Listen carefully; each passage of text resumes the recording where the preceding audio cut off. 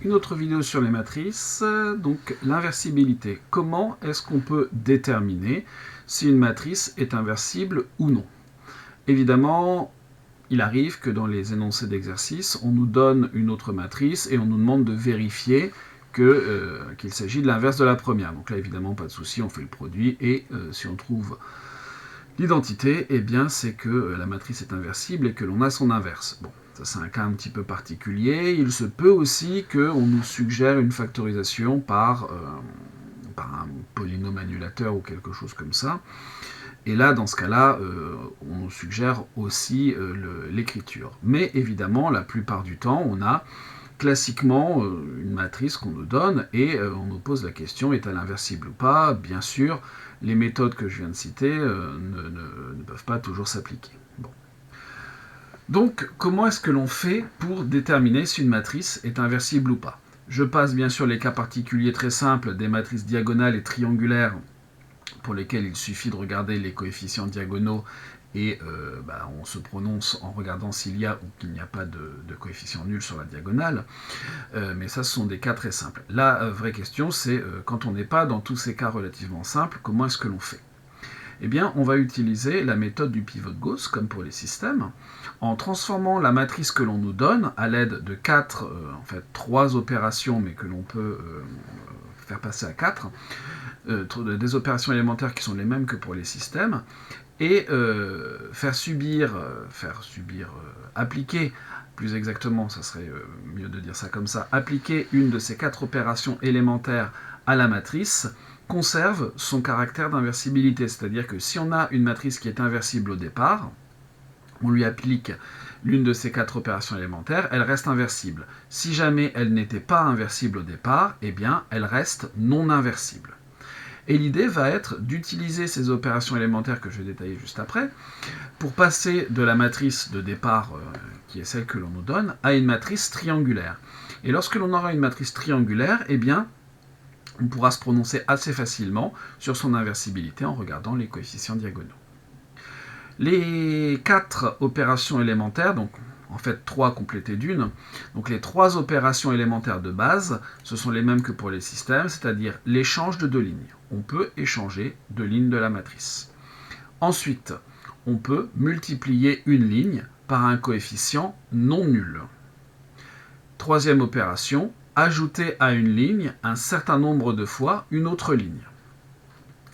Et la 4e opération, eh bien, c'est remplacer une ligne par un certain nombre de fois cette ligne, plus un certain nombre de fois une autre ligne, à condition, bien sûr, que je ne multiplie pas la ligne que je vais remplacer par 0. Bon. On va regarder ça sur un exemple, je pense que ça sera plus parlant.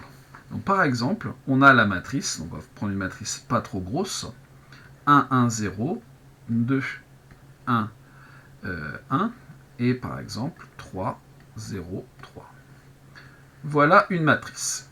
Cette matrice est-elle inversible ou pas? C'est la question à laquelle nous allons essayer de répondre. Donc on va petit à petit passer de cette matrice-là à une matrice triangulaire. Donc comment faire? Alors la première ligne elle est très bien puisqu'ici vous voyez qu'on a 1. Donc ça c'est très pratique pour pouvoir travailler sur les autres lignes exactement comme on a pu le faire dans les systèmes. Donc la première, je ne vais pas y toucher puisque elle me plaît assez. Ensuite, la deuxième ligne, qu'est-ce que je veux faire? Je veux fabriquer une matrice triangulaire, donc, par exemple triangulaire supérieure. C'est-à-dire que j'aimerais bien que le coefficient 2 ici soit transformé en 0. Eh bien, qu'est-ce que je vais faire? Je vais faire l'opération suivante. Je vais prendre la deuxième ligne et je vais lui retirer 2 fois la première. 2 moins 2 fois 1, 0.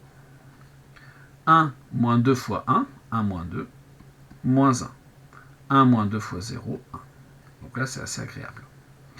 Troisième ligne, qu'est-ce que je vais faire? Eh bien, je vais faire la troisième ligne moins 3 fois la première. 3 moins 3, 0, ça commence bien. 0 moins 3 fois 1, je vais avoir moins 3. 3 moins 3 fois 0, ce qui me donne 3. Donc voilà, j'ai transformé ma première matrice en cette nouvelle matrice.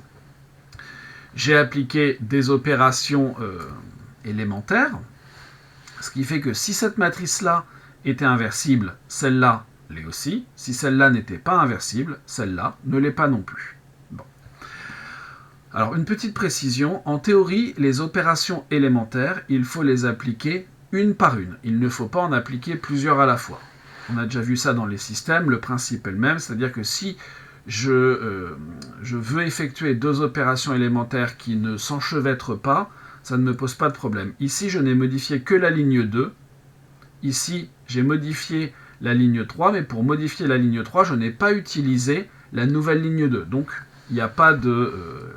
les opérations ne se marchent pas sur les pieds, ça ne pose pas de problème. Par contre, ici, si j'avais voulu utiliser la ligne 2, il aurait mieux fallu faire une deuxième étape. Étape suivante. Bon, ma première ligne, elle est très bien. Ma deuxième ligne, elle est bien aussi pour une matrice triangulaire, donc je vais la laisser comme ça. Et puis la troisième, je vais la modifier, je vais essayer de faire disparaître le coefficient 3 ici. Pour la ligne 3, on va la remplacer par quoi? Eh bien, par exemple, je vais faire la ligne 3 moins 3 fois la ligne 2. Donc 0 moins 0, 0. Moins 3, moins 3 fois moins 1, donc moins 3 plus 3, 0. Et puis ici, 3 moins 3 fois 1, 3, 3 moins 3, 0. J'ai obtenu une matrice triangulaire supérieure, mais vous voyez que ici, on a un coefficient diagonal qui est nul. Donc, matrice triangulaire supérieure.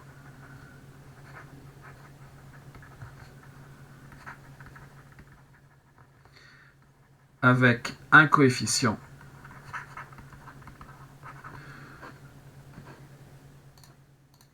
diagonal nul. Donc, elle n'est pas inversible.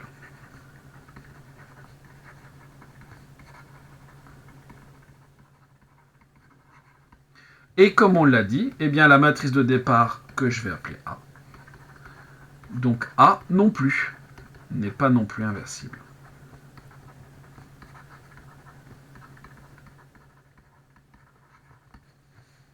Si j'avais trouvé un coefficient diagonal ici non nul, eh bien, ma matrice triangulaire aurait été inversible, donc celle du départ aussi. Évidemment, si la matrice que l'on obtient à la fin n'est pas inversible, on ne se lance pas dans le calcul de l'inverse, c'est une évidence.